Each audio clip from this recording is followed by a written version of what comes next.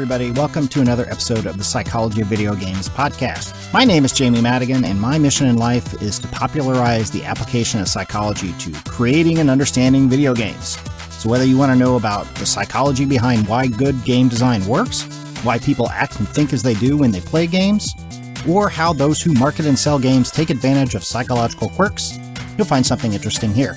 In addition to this podcast, I've got hundreds of articles, other podcasts, and lectures to share. You can find those at psychologyofgames.com.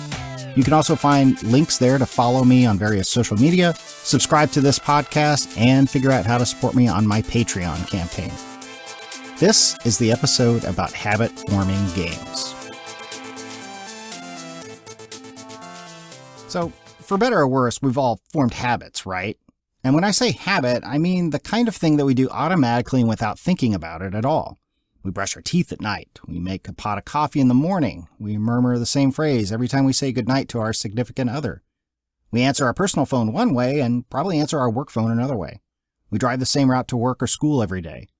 We pull out our phones and check email whenever we go more than 3 seconds without something else to do. Or maybe instead of email, it's Twitter or Facebook, or maybe a mobile game.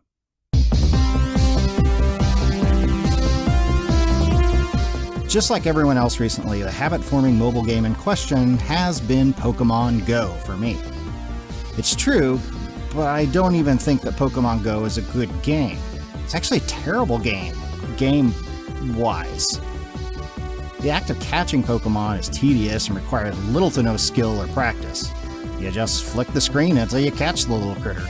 Battles for control of gyms consist mainly of spastic tapping, and that's even if you can find a gym that you think your little Pokemon has a shot of challenging.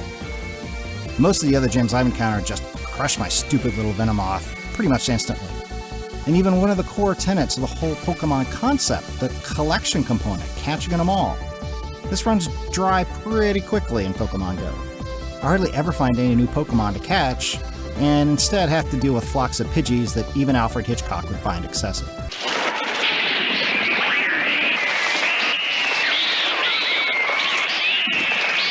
I hardly think a few birds are going to bring about the end of the world. It's just not that fun or rewarding to play. But yet I do. Habitually. I play Pokemon Go and some other mobile games like it because habits are really powerful forces in our lives, partly because we think so little about them. Many products are designed to create habits for their users, and that includes most of the mobile and Facebook games that we hear about. These things buzz at us, send us notifications, give us information about daily rewards for logging in every day, and otherwise try to worm their way into the otherwise unoccupied bits of our lives so that we pick them up and play them without thinking about it. And it's not by accident. They're designed that way. Once you know how to look for it, you'll be surprised at how systematic and regular the triggers are to open these games up and play. Sometimes it's all about set times, like the first thing in the morning, or on a commute, or during your lunch break. But other times it has nothing to do with the clock, and it has more to do with what our internal states are. Boredom is a big one, but Pokemon Go is kind of unique in that the trigger to pull it out happens whenever we're out and about. Whenever you're passing by a location where you know a Pokestop or gym is going to be. Pokemon works because it creates habits, just like any other game though. To get a better understanding of why and how, I talked this week with Nir Eyal, an expert on habit-forming products. In his recent book, Hooked: How to Build Habit-Forming Products, Nir presents the Hooked model to explain how habits form and how they can be broken. All of this can easily be applied to understanding how games of any kind, but especially mobile games, are often designed to be habit-forming, even if you don't realize it. This is a really fun conversation that I had with Nir as we talk about not just Pokemon Go, but Facebook versus Twitter. This is why Facebook, by the way, is kicking Twitter's butt. Why humans don't have fur. One mystery that anthropologists have been thinking about for quite a while is why are we hairless? Why are we the only primate that doesn't cover our bodies with hair? And it turns out the reason is addiction. Addictions are never good. Now, in the vernacular, we say a game is addictive because what we really mean is that it's super engaging. Snapchat. in 24 hours, those other people's snaps will disappear. So you use loss aversion. So for the ones who make great content, you really want to see what they're posting. Monetization of games? Because I see a lot of people trying to create habit-forming products that think that the only form of investment is money. And in fact, it should be the last form of investment. And a few other unexpected things. And to be honest, it was hurting our sex life. That's coming up just in a moment.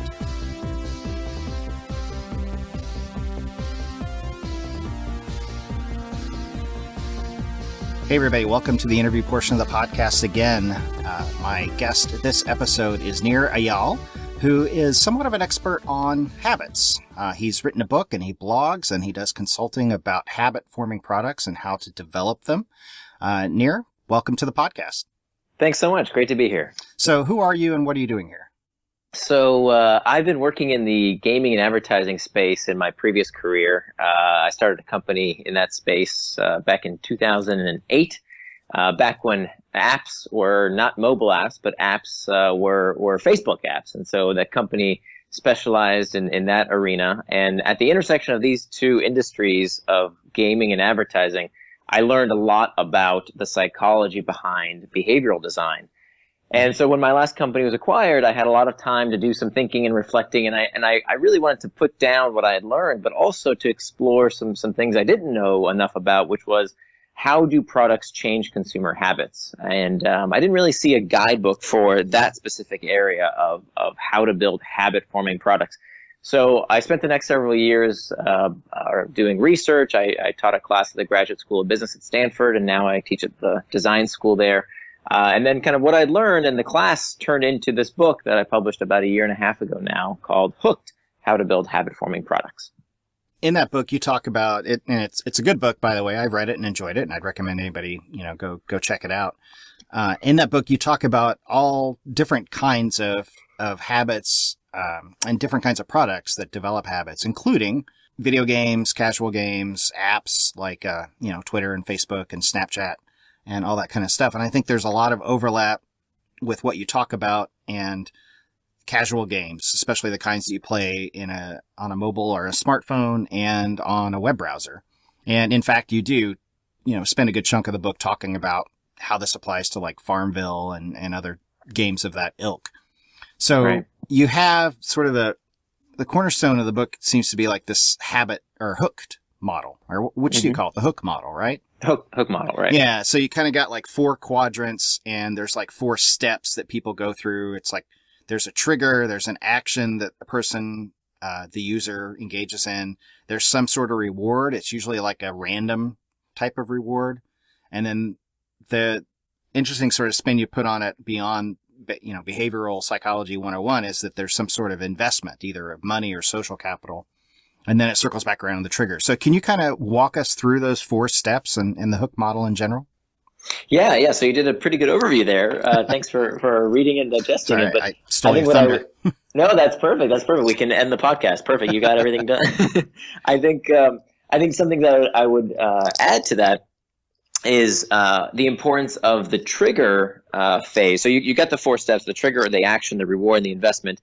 And so big picture, 30,000 feet, what we see is that products will use these 4 steps designed into the experience of the product to form these habits. And so just to back up, what is a habit? A habit is a behavior done with little or no conscious thought. And so when products use these 4 steps, they're able to form these habits. They're able to have these behaviors in users' lives that we don't really think about, that we do something that's done with little or no conscious thought. And the ultimate goal of a habit-forming product is to create an association with what I call an internal trigger. So a lot of times people think of triggers, they think of calls to action, play this video or push this button or whatever it might be, where the information tells you what to do inside the trigger. That's what's called an external trigger. Okay. But what I think product designers don't think about enough are these internal triggers. And the internal triggers, as I call them, these are negative emotions. These are things like boredom and fear and loneliness and fatigue and uncertainty. These are sounds great. Right. Sounds awesome. But, it sounds a little depressing. But the point is that our job as product designers is to, I think, alleviate human suffering. And that sounds like a big lofty goal, but I really do believe it in my heart that that's the purpose of designing products, is to improve people's lives, to alleviate human suffering. And so the point is, why do I talk about these internal triggers, is because it's incredibly important to figure out what internal trigger you're addressing for the user so that you can build a product to properly scratch that itch. So, a lot of what I see in terms of poor product design, or where products don't form habits, is not starting out with what is that internal trigger. Does it occur frequently in the user's life? And can we scratch that user's itch? So that's the first step, is figuring out your internal and external triggers. And then the action phase is all about the simplest behavior in anticipation of reward. The reward is scratching the user's itch, giving them what they came for, but then, of course, using this element of variability to leave them wanting more. And then finally, the investment phase, which is probably the most overlooked of the 4 steps. This is where the user puts something into the product, not money, typically not money. More often, it's data, it's content, it's accruing followers, it's accruing a reputation, or acquiring skill. And these are things that make the product better with use. And the reason this is so important, I call this principle stored value, is that the more investment we put into something, the more we value that experience. And so that's what habit-forming products do. They get better and better and better with use because of this principle of stored value. They also, to finish the hook, they do what's called loading the next trigger. So every time I invest in the product, I put one of these things, data, content, followers, a reputation. Anytime I put something into the product, I'm also loading the next trigger, because it gives me it gives the company an excuse, a reason to reach out to me again in the future. So, hey, we saw you posted something to Pinterest, or you liked something on Facebook, or you tweeted something to Twitter.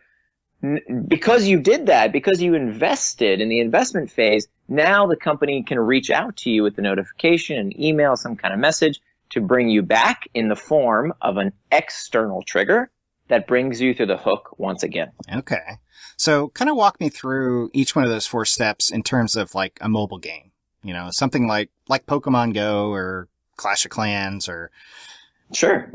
Yeah. Let's do Pokemon, because it's so, everybody's talking Pokemon. Let's yes, analyze they are. it. Yeah. It's cool. Actually, there's a few different authors now that have read my book and seen the pattern in Pokemon Go, which is really cool. So yeah, I've seen that. Yeah, it's neat. It's neat to kind of see the model applied. And by the way, I just want to, for people who really know psychology and really know consumer behavior, I'm not. Every model is wrong. Some are more useful than others. Okay. And so the criticism that my model deserves is that it's not complete. It's not exhaustive. And the goal wasn't to be exhaustive. The goal was for the model to be practical, for it to be useful. And I had to leave out so much interesting research that just didn't make it into the model, because I don't think it's the most important stuff to focus on. So that being said, I think for the Pokemon experience, the internal trigger is boredom, right? This is something that humans feel all the time. There's a great study that I like to cite by Timothy Wilson that he did a few years ago at Harvard, where he took people, he put them in a room, he gave them only one thing in this room, which was a device to electrocute themselves. I know this study, and I agree. You know it's this awesome. study? Go ahead. It's awesome. I think it is, and what he found was that about a third of the population, instead of just sitting there quietly, chose to shock themselves repeatedly. Out of boredom.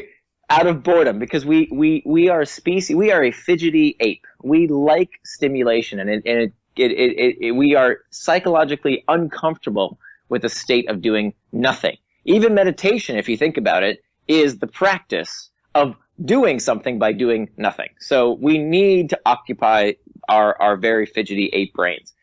So boredom is a very palpable internal trigger. We feel it all the time. And what's happening, demographically, is that people are actually working less. If you look at the hours, it doesn't feel like it, but it turns out that people have more leisure time, and this has been a trend for centuries now, since the Industrial Revolution.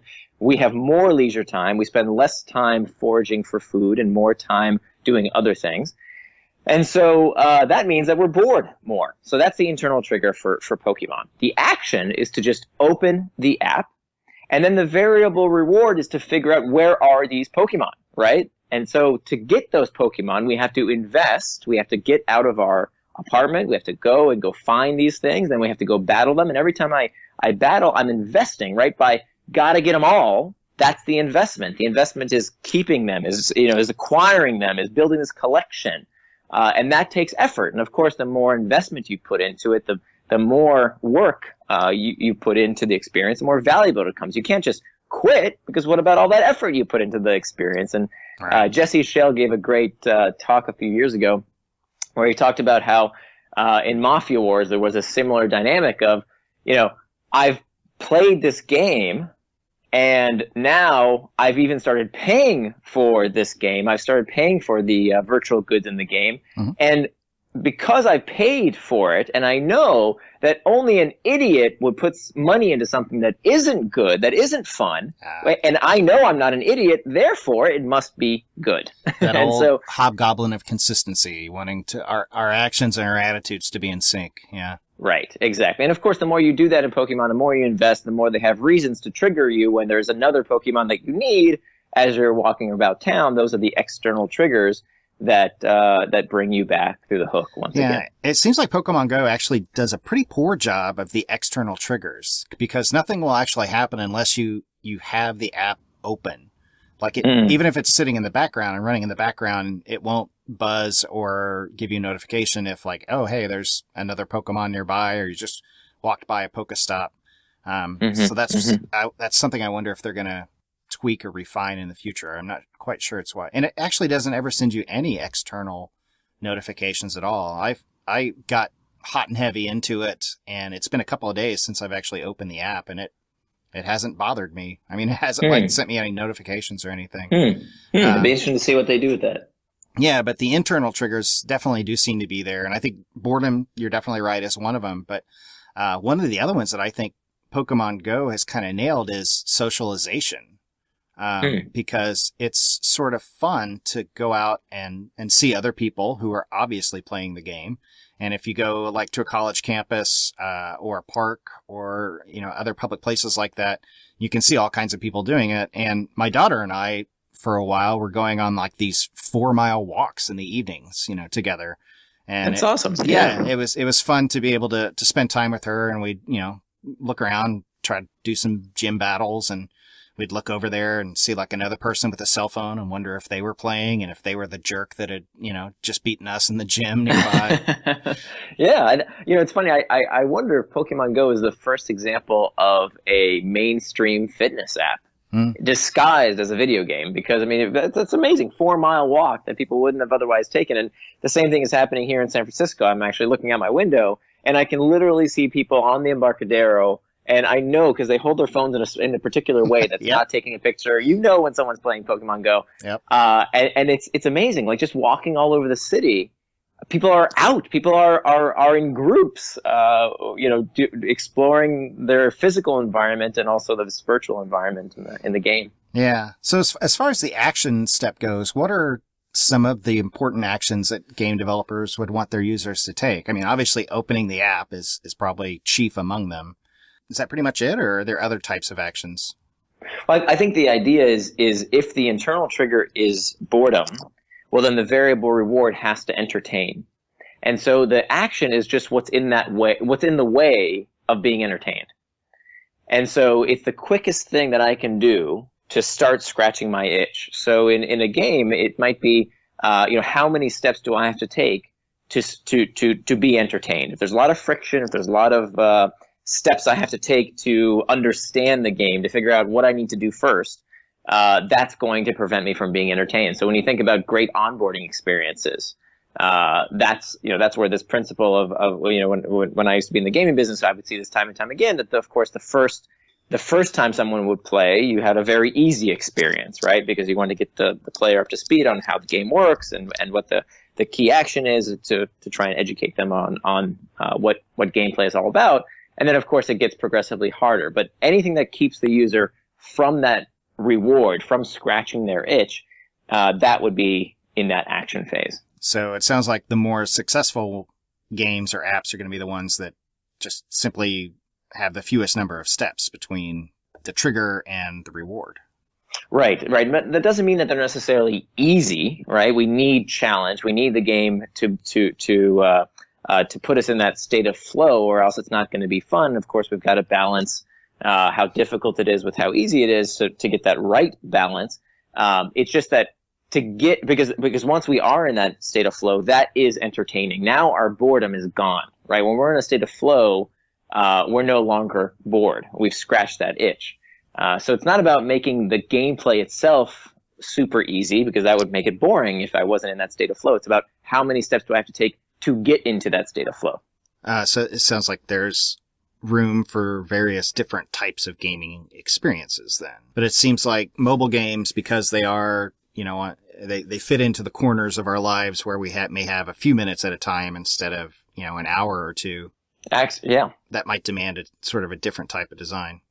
Absolutely. And I think the what we've seen over the past few years, the reason that mobile games are so popular now is when you think about how many steps did I have to take to get relief from my boredom. Well, just the fact that the form factor is now a mobile phone, right? Mm-hmm. As opposed to, I used to have to go to my console at home after work. Now I can do it in these 5-minute increments, as you said, waiting at the bus stop or between a meeting.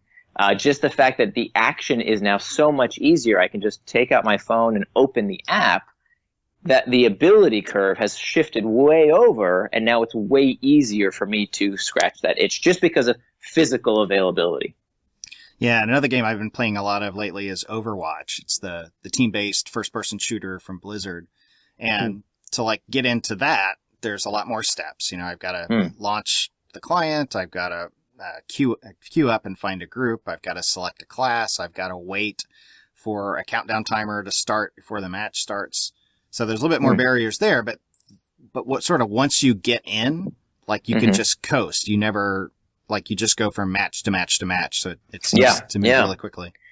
And I think there's probably a parallel there if you think about it. I get asked this question a lot of look, Ingress is the same exact game made by the same exact people as Pokemon Go. Why didn't Ingress go mainstream and Pokemon Go did? Well, if you think about what's the friction to starting to play Ingress versus what's the friction of playing Pokemon Go, it's not necessarily, the design of the game, it's cognitive friction. How likely am I, as someone who's never heard of this weird Ingress thing, to start playing a game versus the cognitive fluency? I mean, we know this mere exposure effect, just the fact that I've seen Pokemon throughout my life thousands of times makes me more comfortable with it, right? I know that brand is something I'm more, I have a greater liking to just because I've been exposed to it. So the cognitive the cognitive load of doing that, of taking that action, of playing that game is way lower, even though it's the same functioning game. Yeah, that's an interesting take on it, because I've gotten that question a lot lately too. And people tend to want to try to pin it on nostalgia, which is maybe related. I mean, I was in graduate school when Pokemon came to the United States, so it didn't hit me like nostalgia at all. But like you said, somebody says Pokemon, and I automatically know oh, it's going to be a game about collection, and it's going to have all these cute little creatures, and I kind of know what it is. But something like Ingress, I gotta well, tell me more. And right. How's that work? Yeah. No, I'm distracted. I'm on to the next thing. I'm going to go with something else.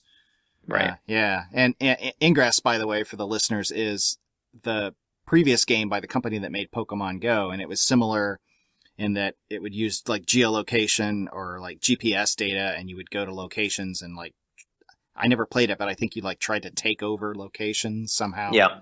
Yeah. Very similar to the gym. Exactly. Idea. Yeah.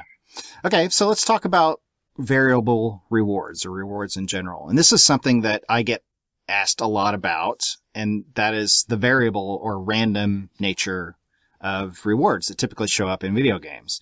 And in a lot of games, you don't just open a treasure chest and know what's in it. You open a treasure chest and you maybe get something awesome, maybe you get something just okay. And there's similar mechanics in play in mobile games and Pokemon Go. So why are variable rewards so effective relative to other types? Well, because I think it comes down to the way we as human beings are wired. I mean, I constantly like to look to evolutionary psychology to figure out why we do the things we do. And I think when you think about what kept our species alive, I talk about in the book, I give this example of the Xhosa tribe in southern Africa that is still a hunter-gatherer tribe that lives the way human beings have lived for 200,000 years before farming, that is only about 10,000 years old. The way that we would hunt down animals, many people think that we would throw spears at them, and that's actually not true. That what we found is that even though weapons are only about, I think, 50,000 years old, people have been eating meat for about 200,000 years, and it turns out the way we do that is by running down an animal. That still today, the Xhosa people will find a kudu, which is kind of like an antelope type animal. It's very big, has these huge horns. They'll find the one that has the biggest horns, the biggest, heaviest male, and they'll literally chase down this kudu. They'll separate him from the tribe, and they will run him down for about 8 hours. So they'll basically run a marathon. So they'll literally just chase it around till it gets exhausted? That's exactly right. And if you think about it, one mystery that anthropologists have been thinking about for quite a while is, why are we hairless? Why are we the only primate that doesn't cover our bodies with hair? And it turns out the reason is that our advantage, our evolutionary trick that human beings have, is that as bipeds, without hair and with sweat glands, we can outrun any animal. Not in speed, but in persistence. So if you want to kill your dog, go take him for a long run. I don't, by the way. I'm I glad take you your don't. meaning. But dogs, perfect example, they have to pant to cool themselves off because they're covered with hair. Well, we're not. And so the reason we're not is so that we can do this persistence hunting that has kept us alive, kept us eating meat for 200,000 years, and is still practiced today. Now, that's a very, very long... How are you going to bring this back to mobile games? How am I going to bring this back? First, so I give that little story because I think it's fascinating. I love evolutionary biology and psychology. The way you bring that back is that we think to yourself, well, okay, physically, our bodies are able to do this behavior, to run after an animal for 8 hours. But what about psychologically? How does one maintain the focus to persevere, to run down a kudu?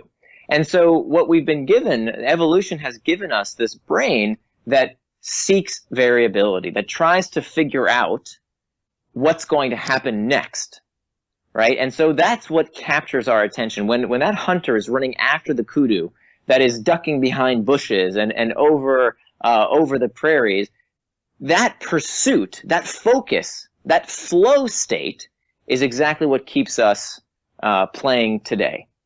It's all about variability. And this is what B.F. Skinner studied back in the 1950s, is all about how variable schedules of reinforcement keep people engaged. And it's everywhere. I mean, this is what, variability is what keeps love and romance, what creates this drug-like effect when people fall in love. It's what makes movies worth watching, because there's uncertainty about how things are going to end up. It's what makes great literature. It's what makes sports interesting. It's all about variability. And it seems from some of the other research that I've read, it's specifically about our failure to be able to predict something.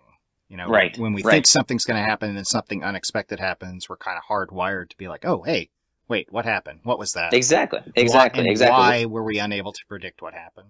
Exactly. And it's not just us, of course. Lots of animals have the same reaction. But if you think about what makes a bad movie, well, a bad movie is the one that you can predict exactly what's going to happen. It's a cliche, right? Or what makes for a boring novel, right? It's where something none of stuff happens. Or what makes, people fall out of love with each other. It's when, your partner becomes boring, not exciting anymore. They're not keeping you on your toes. All of these things are examples of what happens when rewards fail to be variable over time. So can you think of any examples of games or products that relied on non-variable rewards and were successful in doing it? Or is that just sort of never work? Well, I think it's the explanation for why we see so many failures in games eventually. Now, maybe failure is not the right word, because I think the natural life cycle of a game that doesn't have what I call infinite variability, the natural life cycles that we just stopped playing. So think of Farmville, right? Farmville was the fastest growing game in history at the time. This was back in 2008, 2009 timeframe. And then, of course, Zynga was so successful. They used to be valued in the private markets at $10 billion. Now it's worth less than $1 billion. And apparently that's mostly real estate that makes the company worth as much Really? as it does. It actually has a negative enterprise value. So They probably have some pretty nice offices in San Francisco, don't they? they do. They spent big. But anyway, so what happened? Why did Zynga fall? Well, if you think about the history of Zynga, first game they had was their first hit they had was Farmville. And then the next thing they did was to make the next Ville, right? It was Chefville and Frontierville and Farmville 2. And it was the same game again and again and again. And users started to figure out, wait a minute, this is just the same thing, right? There was not enough variability to keep users engaged. And by the way, if Pokemon doesn't insert some new variability, it will also become boring after a while because it's a finite variable reward. I was going to say, in fact, I've already started to run into that because I've stopped finding new Pokemon. And in the areas that I normally go to, which is like home, work, the gym, and the other sort of places we go for recreation, like it's just finding the same thing over and over again, and I'm not really filling things out. And I wonder, are they going to like cycle through like, okay, these are the trash Pokemon, like we'll give you new trash Pokemon or we'll give you new uncommons that start showing up. So yeah. So my prediction is that so there's 3 types of variable rewards as I define them in the book. I call them rewards of the tribe, rewards of the hunt, and rewards of the self. So rewards of the hunt are all about this gotta get them all, right? It's going to get that thing, right? The around information, around material rewards. It's what keeps us coming to work, right? It's why a year-end bonus is a retention device, because there's uncertainty about what you might get if you stick around and work for your company. So that's what Pokemon is using today, is just rewards of the hunt. What I think they should do, and it'll be interesting to see what they do, is how can they use rewards of the tribe? Which is a much longer lasting variable reward, right? When you think about experiences that are finite, it's very difficult to have a finite experience like you would on a social network because it uses information about your real friends, and your friends are doing all kinds of different things, right? When you think about what keeps us checking Facebook, it's the fact that in your feed you're going to see this interesting video your friend posted, or they went on vacation, or here's a picture of their pug. And so there's much more variability around what you might see. I hate that stupid pug, by the way. That stupid pug everybody posts. So I think Pokemon is gonna do that. I think they're gonna integrate variable rewards of the tribe and of the self. Self is another type of variable reward that we're gonna see more of in the future, and hopefully that will make the game more of an infinite variable reward as opposed to a finite variable reward. Okay.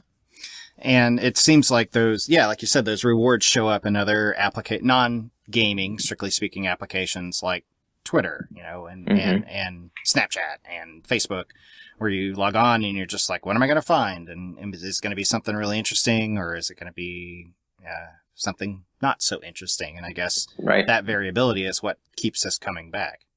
Exactly. And I think this is why Facebook, by the way, is kicking Twitter's butt. Because if you think about what Twitter's model was originally, was the more people you followed, the worse your Twitter timeline got, right? Yeah. Because the nature of the Twitter timeline is that you see everything from the people you follow.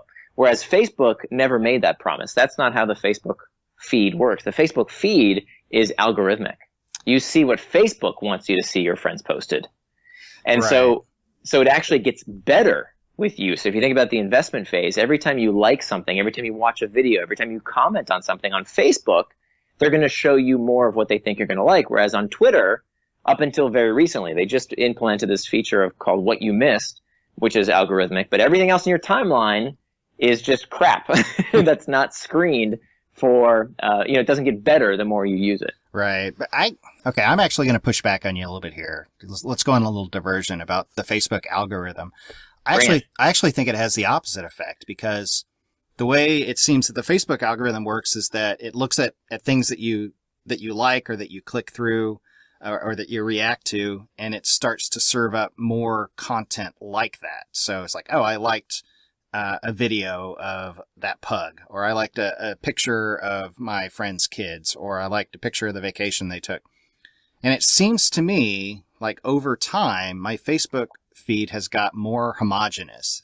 It's like it's like a little echo chamber of like, here's the things that Jamie likes, here's the things that he's into, and it doesn't really show me anything new, and it's starting to get kind of boring. Like I know the kinds of things that I'm going to see when I go to Facebook, especially because it is so aggravating in the way that it doesn't let you sort by default by most recent posts. And it'll show me the same things over and over again. It's like, well, this person linked to the same articles that I saw yesterday, or it seems like it, or talking about the same sorts of things. And so it actually reduces the number of like, oh, well, that's it. That's new and intriguing, or that's new and interesting, where I can go on. Wait, so where's the disagreement? You're saying exactly. Exactly. You don't like it because it's not variable. Okay, so I'm sorry. I thought you meant that that's why Facebook had an advantage over Twitter. So I think Twitter is at the bottom. Facebook's newsfeed is better because it's more variable than the Twitter load of crap that you see in the Twitter timeline. The Facebook feed is better at getting that ratio, but I think it needs to get even better. I agree with you. I think that this is why they have hundreds, if not thousands, of people over at Facebook working on this exact problem, because the people the more you use Facebook, after a while. Because the algorithms still have a way to go, some people do say, I can't take this. It's not interesting to me anymore because it doesn't give the right mix. Now, I think they're working on that. I think the model is fundamentally sound. I don't know if the output is yet there because here you go. It's not variable enough for you. It's not showing you enough of the right type of content. But I think the system that they've developed is right in theory, but the practice hasn't caught up for everyone yet. Right. Yeah, I think I'm thinking back on, I wish I could remember the link, but it was an article that some woman had written about when she was on Twitter and she started seeing things blow up about, I can't even remember which recent crisis it was. There's sort of so many to choose from, but like, let's say like a mass shooting, for example, like one of those that happened within the last few months. And Twitter was all talking about it. And then she went to Facebook and she didn't see anything about it because the algorithms had sort of determined that gruesome news is not a topic that she's interested in hearing about. So it just didn't present it to her. But, I think maybe it does sound like we're both on the same page, more or less. Yeah. I think it's the variability problem that either, the right ratio between the mundane and the interesting is paramount. So what about investment? That's sort of the last piece of it. What do we typically talk about in terms of investment for mobile games and casual games? Like what sorts of things are we investing? Yeah, so I think with games, the investment is the work you're doing, right? The fact that you've gotten to the next level, the next achievement, the next accomplishment. If that game were to suddenly lose the memory of how far you've come in the game, you'd be really pissed, right? And you may not start playing again because you put all this work into it and now it's gone. Whereas when you put all this work into it because you've invested, you're going to come back. I was just speaking to a friend of mine who knew exactly how many levels he was on in Candy Crush, and he was very proud of that fact. Right. And of course, that investment he had put in the game is what keeps him coming back. And you said earlier, though, that money is typically not seen or used as an investment in this way, even though I could have said, like, I've spent $100 on purple diamonds or whatever, or lollipop hammers and Candy Crush or what have you. Right. I think it's not the only, and it's not the most frequent. Okay. So per cycle through the hook, I'll do, the work of playing the game is something that occurs every single time, whereas maybe every, few times is something that I'll actually put money into the game. But money is a form of investment. It's just not the most frequently occurring. And I guess I like to de-emphasize it because I see a lot of people trying to create habit-forming products that think that the only form of investment is money. And in fact, it should be the last form of investment. That I think that monetization is a result of engagement, not the other way around. Yeah, that's probably a whole other topic we could get into, is like how are these things monetized and what's the psychology behind getting people to get engaged and turn that into either money or something you can sell, like data or eyeballs and advertising space and so forth. But Right. yeah, that's probably, maybe I'll invite you back on sometime to Okay. talk about that. One thing I've been kind of shocked by the first time that I saw a game advertise itself as addictive or habit forming, you know, be like, come Yeah. play this new Facebook game or this new mobile game. It's the most addictive habit forming game ever. And that seems to Yeah. be like a selling point. I mean, it was literally a selling point because it was a point they were using to sell the app and to advertise it. So do you think, let me throw a loaded question at you, an admittedly loaded question. Like, do you think that creating powerful habits in games like these is evil or any sort of misbehavior on the game maker's part? So it depends how we define the terms. So a habit is just an impulse to do a behavior with little or no conscious thought. And we have good habits as well as bad habits. As opposed to addiction, addiction is a persistent compulsive dependency on a behavior or substance that harms the user. So addictions are never good. Now, in the vernacular, we say addiction, we say a game is addictive because what we really mean is that it's super engaging. Because, you know, we want things to be engaging. We want products to draw us in because that's the fundamental purpose they serve for us. That's how they alleviate our suffering, is that they entertain us. And of course, we wouldn't want it any other way, right? We don't want people to make shitty products. We want people to make fun, engaging products. So that's why they're advertising it in that way, even though it's not true to the definition of what addiction actually is. So when we think about the ethics of building habit-forming products and potentially addictive products, you know, I think that any product that is sufficiently good and used by a sufficiently large number of people will addict someone. Okay, that if you've ever seen the television show Intervention, which is a very interesting show, it's on it's on YouTube. But basically, this is a show about how certain people get addicted to all sorts of things. So of course they have the usual suspects of alcohol and heroin and, you know, hard drugs. But then they also have the person who's addicted to sniffing gasoline, or the person who's addicted to eating paint, or these very strange addictions that are not very common for everyday household items. And so, you know, it turns out that the science of addiction tells us that there are some people who have this psychographic profile, this predilection for addiction, right? And that's about 1%, 2% of the population that has that predilection. Now, for the vast majority of people, gameplay or using a habit-forming product is not a problem. And here's the test for whether it's a problem. The two-part test is, does it harm you? Yes or no. And can you stop? Yes or no. So if it... Do you think the user is necessarily the best person to be answering those questions? Well, I think that's one frame to start. I think there's three lenses. We can look at it from the user's perspective, we can look at it from the maker's perspective, and we can look at it from the person working at the maker's perspective, right? So we can take any one of those three lenses, but let's look, or we can even look at it the societal perspective. But let's take a look at it from the user's perspective first. So the user's perspective is, does it hurt you, and can you stop? And if you say to me, look, it does hurt me or it doesn't hurt me, but I can stop, then it's not an addiction. To me, that's maybe a habit, maybe it's even a bad habit, but it's not an addiction. And for the vast majority of people, when you ask them, you know, okay, yes, I know Facebook is very good and you want to use it all the time, or yes, I know this game is very good and you want to play it all the time, but can you stop? And if they say, yeah, I can, well, then that's just a well-made product that engages you. And so I think that's where the personal responsibility side comes in. And it turns out the vast majority of people can stop playing or using these experiences, because as good as they are, you know, we're not freebasing Facebook, we're not injecting Instagram, right? It's not yet. Yet, exactly. It's not that level of addiction. We have to put it in proportion. However, I think there are some people, that 1% to 2% of the population, that is addicted, that has other issues going on, that they need help. Where if you ask them, if you said, look, is this harming you? They would say yes. And if you said, can you stop? And they said no, then I think we have a very special responsibility. So this is the kind of person who you see in Las Vegas, right? This is the kind of person who is playing to an extent that it is harming them in their lives and they cannot stop.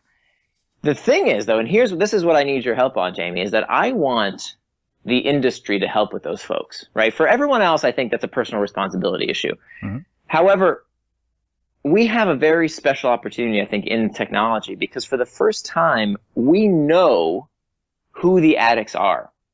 So if you think about, we get data on them, don't we? Exactly. Think about, when it comes to other addictive products, right? Alcohol has been around for a very, very long time. The first thing that Noah does when he steps off the ark in the Bible is he plants a vineyard, gets drunk. Like we know that people have been abusing. Dude liked to party, yeah. Right. So that's not new. What's new is, though, if you were an alcohol distributor, right, or an alcohol distiller, I should say, you to this day have no idea who the alcoholics are. You don't know who's abusing your product. But the game makers know, right? The game makers have personal identifiable information to know who's using their products, how much, and how. So I think if you know that someone is using your product to an extent that it may be harming their lives and they want to stop, then you have an ethical responsibility. And that's where I want companies like Snapchat and Facebook and Instagram and definitely the gaming companies to do something for that tiny percentage of users, the 1% to 2%, who want to stop but are having difficulty stopping. And there's lots of things we can do, right? I want them to put in their terms of service, look, we love our players, we love our users. And if you're showing a pattern of using our product to the extent that it may be harming you, we're going to, number one, ask you if you'd like help moderating your use. And if you tell us yes, we're going to help you do that. Now, it's, again, a very small proportion of users, right, but I think that puts the industry in a very good ethical position to say, look, we're watching out for you. We're going to help you stop if you want to stop. Because, particularly in the gaming industry, and this is that one industry or one part of our industry that I don't know if can actually do something. When you think about the free-to-play gaming industry, they scare me a bit because some games, not all of them, some games are so reliant on the addicted users, on the users who are playing to an unhealthy extent that I don't know if they could stay in business without them. So that's what we would see happening. Like the companies that would say, no, we can't do that. Well, that tells you that they are themselves addicted to the addicts. That's an interesting way of putting it. Yeah. I'm just picturing like Pikachu coming up on your phone and being like, hey man, you okay? I know you walked like 40 miles today. Or maybe you should take a break. Stop trying to catch them all. So there's an example already of a company that does this, Stack Overflow. You're right, they do, yeah. Exactly. Stack Overflow. Right. Jeff Atwood told me he wanted that site to be something that enhances people's lives and doesn't become their life. So today on Stack Overflow, if you use Stack Overflow more than 20 hours a week, you can't accrue any more upvotes, any more points. Mm-hmm.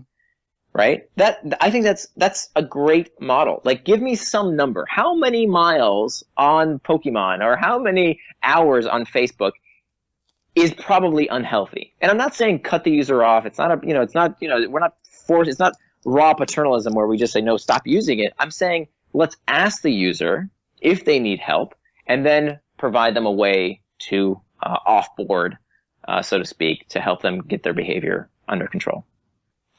Yeah, so I think the first step is to recognize that this stuff doesn't happen by chance. That I think that what we face, not so much in the gaming industry. I think the gaming industry has known these techniques for quite a while. But when I think of all the other places we could use game-like mechanics, I think that the real tragedy that we need to face is not so much the few people who are addicted, like we talked about before. That's disheartening, and we need to do something for those folks. But the real tragedy is that far too much software out there is not engaging at all, right? It's just awful, right? When you think about what we have to do to interact with our local governments or with local businesses, I mean, it's really hard to use the technology that they want us to use. And so I think the first step is to bring greater awareness to these methodologies in the first place for all kinds of applications, right? It's not just about gamification. It's good design implements these techniques. So my focus is not so much the gaming industry as it is everybody else, that you should use these same mechanics to make all sorts of experiences things that people want to use as opposed to things that people have to use. Okay. So what about if people want to not use them? So let's say that I am spending too much time on Twitter, or I am spending too much time playing Clash Royale or any other game. Like, what are some general tips that you could give somebody to break that habit or replace it with a habit that's more agreeable to them, or what have you? Yeah. So I think it's a terrific question, and it's a big reason why I wrote the book, is that I think it's by understanding these hooks that we can put technology in its place, that we can break these unwanted habits. And so I've been using the hook model ever since I kind of developed it and started publishing it to break my own bad habits. And I'll be the first to admit that, I struggle with technology all the time, particularly when I'm feeling stressed, when I'm looking for an escape. I will turn to these experiences, be it a game, be it the social network, be it email, to stop having to do things I don't want to do. Like working very hard on a essay that I'm not having a breakthrough around. I will use these things as escape. And so what we need to do is to figure out how to break those unwanted habits. And so what we do is we take out the hook model and we try to figure out, how do I remove the triggers? How do I make the actions more difficult? How do I delay the rewards? And how do we make sure not to invest in these experiences? So I'll give you a few examples. So one thing that we have a lot of in Silicon Valley, and I'm sure all over the world now, is that at nighttime I was finding personally that instead of spending time with my wife and having a conversation after dinner, we were going straight to our devices, right? We were checking email, we were on Facebook, and we're doing whatever, as opposed to actually connecting as a couple. And to be honest, it was hurting our sex life. And so what we decided to do was I went to a hardware store and I bought a $5 outlet timer. And that outlet timer, you can program it so that it turns on and off whatever's plugged into it at a certain time of day or night. And in my home at 10 p.m. every weekday, my internet router shuts off. Hardcore. Wow. So why did I do that? What I did was that I made the action phase of the hook a little bit more difficult. I could still go and unplug it and plug my router back in, right? Or go on your cell phone, yeah. Right. I could do that, but the point is, breaking the hook allows you to have a moment of mindfulness as opposed to mindlessly using these products. So that's an example of how you can make the action a bit more difficult. The trigger, that's an easy one. Don't sleep with devices in your bedroom, right? Like don't have your cell phone next to your bed. That's a terrible trigger for you to overuse some of these technologies. Always charge your devices outside of your bedroom. The variable reward, this is a great example. So what I do is, one bad habit I always had was that I would read an article online. And then, of course, these media sites are built to keep you on their pages. So, of course, on the right-hand side, they will show you other stories, right, with great headlines, clickbaity headlines to get you to keep looking at more and more articles. So I have a rule that I never read articles on my desktop. And what I do instead is I use this app called Pocket, which strips away all the ads and just gives you the text of the article you want to read, and it puts it on your mobile phone in this little app. And then here's the behavioral design 2.0, right? The upgrade is I use a technique called temptation bundling. So what I do is temptation bundling is when you take a reward that you want and you use it to do something you kind of don't want to do. And my kind of don't want to do behavior is going to the gym. Right. So I only allow myself to digest these articles when I'm in the gym. But then you say, well, how do you read articles while you're lifting weights? Well, I use a different app called Voice Dream that will read, like a Siri voice will read my articles to me. And that's kind of my reward. Wow. So it'll read them straight out of Pocket? Straight out. Well, you have to, it has an it API. Exactly. Imports them from Pocket. I do something similar with a few of the podcasts that I listen to, where I've set a rule that I only listen to these when I'm at the gym. And exactly. It gets me to go. Perfect. Yeah. So what I've done, I still have the variable reward, because the variable reward, of course, is built into the content. I want to know what's behind those clickbaity headlines. I want to know the answer to the mystery. But I can just listen to those variable rewards in the gym. And then the investment part is that I just set some clear rules about what I won't invest in. So I don't start any experiences without a finite end. Meaning, and I know some of your listeners are going to hate this advice, I don't watch any serialized shows.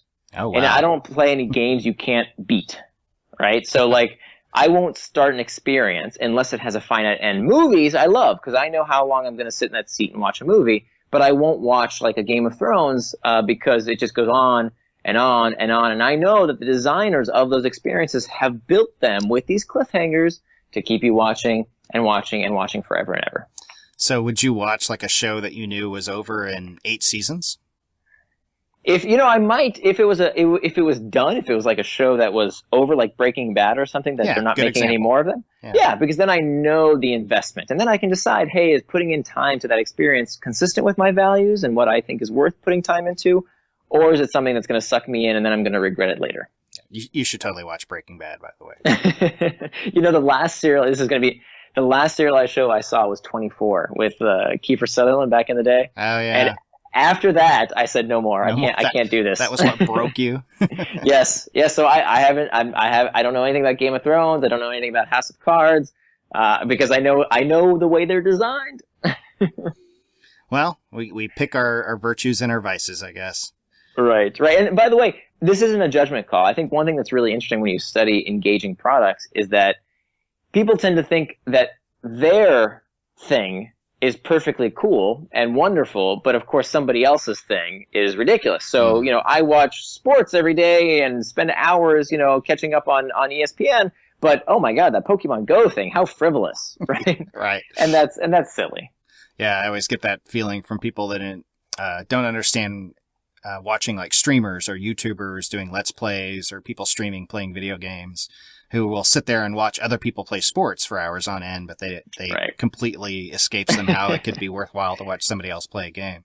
Exactly. And that gets into the whole self-identity stuff and value stuff. That's a whole nother psychology to it. Yeah. Okay. So lots of good information, and sounds like some tricky sort of psychological judo to take the hook model and make it work for you in breaking habits as well as making them. Absolutely. So let me just ask a couple of questions before we wrap up. Have you been playing anything lately? Have you played any games, mobile or otherwise? So my game, so to speak, lately has been Snapchat, and I had to actually dial it back. I think Snapchat is such a well-designed hook that. What is Snapchat for anybody that might not know? Although I can't imagine there would be any. Yeah, who doesn't know anymore? But Snapchat is doing incredibly well. It's it's primarily a camera-first experience. So unlike Instagram or other photo sharing services that are really social networks first. Where they have a feed, you'll notice that with Snapchat, I think they built it in a really smart way where the habit they want you to build is to snap, is to take a quick picture. So even the first, the landing screen is the camera screen, which is very telling about how they've designed that product. So the first habit is around snapping stuff and sharing it with people who follow you. And they've stripped out a lot of the mechanics of other apps. They've stripped out to really make it as easy as possible just to share a picture. But then you start consuming content as well. And of course, that the trick with Snapchat is that in 24 hours, those other people's snaps will disappear. So if you don't watch it, right, they use loss aversion. So that if you don't watch somebody else's snap, it's going to be gone. Oh. So for the ones who make great content, you really want to see what they're posting. So it's not just it disappears after you look at it. It disappears after 24 hours, whether you've looked at it or not. Right. So once you start watching content on Snapchat, they really suck you in. And there's some people, it used to be really kind of stuff that wasn't that interesting to me. It was more silliness. But then a few prominent venture capitalists started getting on there. A few prominent entrepreneurs started getting on there in the tech industry, and they were making great content. And I didn't want to miss that content, and so that's how it got me sucked in. Cool. All right. So if people wanted to go online and find out more about you and some of the research you've done and maybe check out your book, where would be the best place for them to go? Sure. So the book is called Hooked: How to Build Habit-Forming Products, and it's available, anywhere books are sold. And my blog is nearandfar.com, and near is spelled like my first name, NIR, and far.com. Okay, awesome.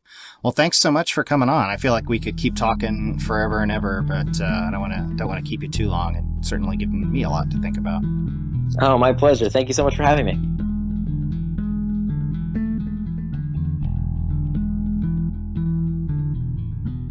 All right, everybody, I hope you enjoyed that interview and this episode of the podcast. If you have any insights or experiences about habit-forming games or how you broke habits with games that you would have rather not have, let me know. You can find the blog entry for this episode on psychologyofgames.com, and you can find other information like how to support me on my Patreon campaign and how to follow me on Twitter, Facebook, etc., and how to subscribe to the podcast if you haven't done so already. Thanks, and I'll talk to you next episode.